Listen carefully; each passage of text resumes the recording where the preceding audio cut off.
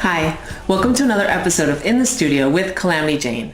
My name is Jody, also known as Calamity Jane. Our purpose with this series is to highlight amazing women in our community and give them the spotlight for a moment. Joining me today is Uzuri from Sacred Geometry Kemetic Yoga and Wellness Studio. Welcome to the show, Uzuri. Thank you so much for having me today, Jody. It's an honor and a pleasure to be here. Tell us a little bit about your business. I am a co-owner of a studio called Sacred Geometry and Kemetic Yoga Wellness Studio. And this studio is primarily geared toward people that are melanin-enriched, because Kemetic Yoga comes from Kemet, which is the ancient word for Egypt. And so it's interesting because in my journey, I primarily walk into classes and there are beings, beautiful ones, that don't necessarily look so much like myself.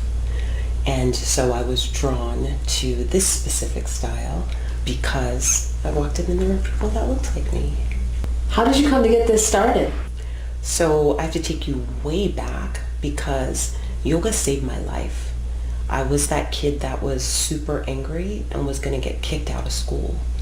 And a woman grabbed me and said, "Go sit and breathe." I was like, what? And she showed me a process of how to breathe, and that's how I was introduced to yoga. So my journey, I went from different styles of yoga that people are very familiar with, from the Bikrams, the Anasaras, the Hathas, you name it. I trained, I got the certification in it. And so this came about because it was a dear friend of mine that actually, I was her teacher. And it's interesting how they always say the teacher arrives when the student's ready. She was ready at that time, and then it flipped. And then she became my teacher because she had certified in Kemetic Yoga. And I was like, what are you doing? This is bomb. And it really focuses on the meditative aspect of it, not the physicality that very Western yoga does. It's not come in, go to the gym, work it out. How many downward facing dogs can I do? No. It's about, let's tune into the breath, because the breath is the gateway. What do you feel makes you successful? You know, that word success is a very interesting word because I believe it's based off of like other people's goals, criteria, bullet points, all of those things. So I'm going to gracefully not answer that question in that way and merely say what makes me is I have found something that honors the truth of who I am and the authenticity that I know myself to be through trial and error, and I continue to show up with consistency. And that, I think, some people would say are the ingredients for success. However, I think it's an ongoing journey. It doesn't ever end. So I'm not a label person that likes to be put in a box, and I feel like success does that. There is a lot of truth to that. I absolutely agree with what you said. What one piece of advice would you give to a woman who may be watching this who would like to strike out on her own and follow her passion? I would say there's a subtle voice that you know to be true. And it's like this voice that like stays with you no matter what. It never yells at you. It doesn't get really quiet. It's like straight up consistent. And so if you found something that you're passionate about and that voice is consistently saying go for it, trust the process. Like the process really works. Like you probably could think in your life of all the situations that you've been through, circumstances, whether they be what great and not so great, you've gotten through it. And I truly believe that the universe is consistently conspiring to get you what you want. And it wouldn't present that opportunity if it wasn't going to take you all the way through. So like, go for it. Do it. No hold bars. Like, today is the day. The time is now. Like, do it. Like, put on your Nikes and just do it.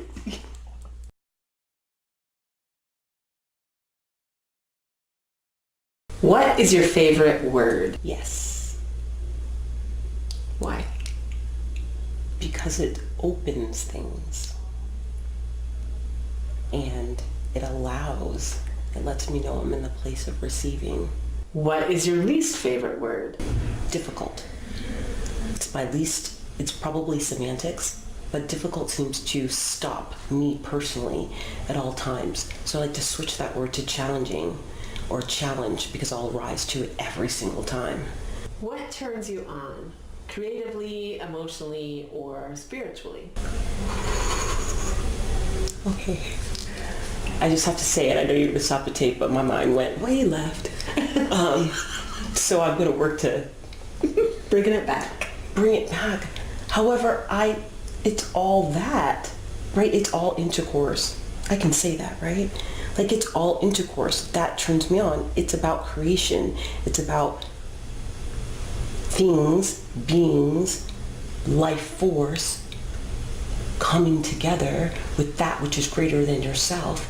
And there's a flow that occurs. And that's exciting, and that's juicy, and that's delicious and yummy. What turns you off?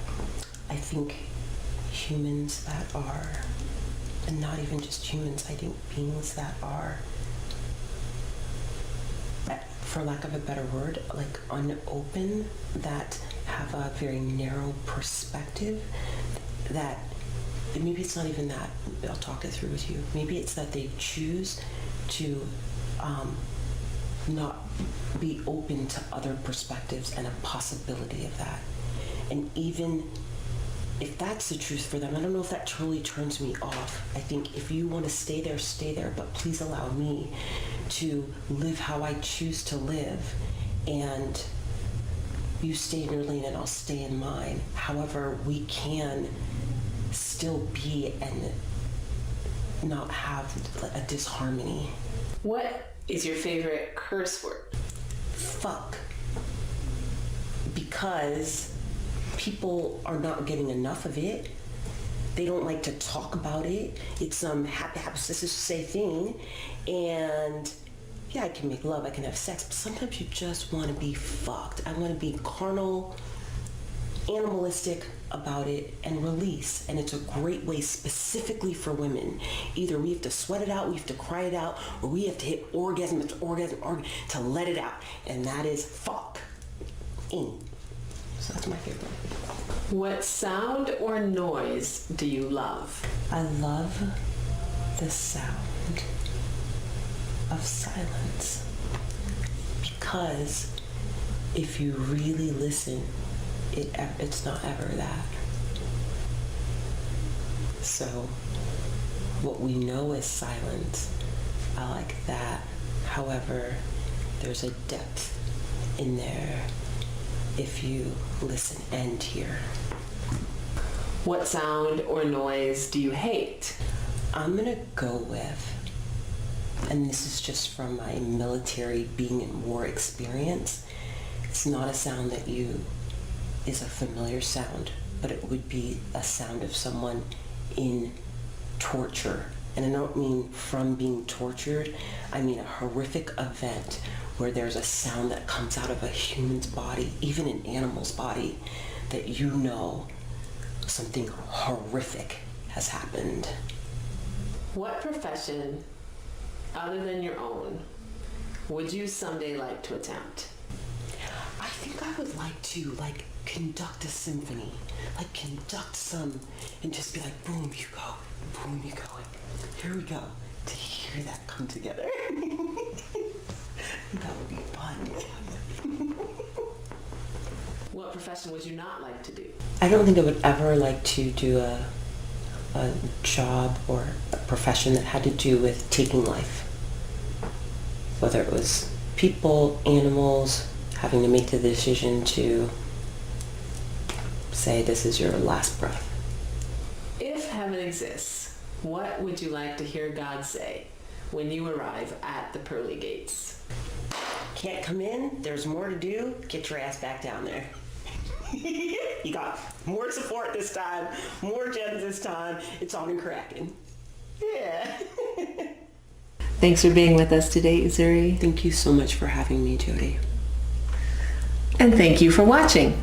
Join us for the next episode of In the Studio with Calamity Jane, where we put another amazing woman from Las Vegas in the spotlight. Subscribe to our YouTube channel and never miss an episode. Like us on Facebook and read all of the transcripts on our website at CalamityJane.Photography.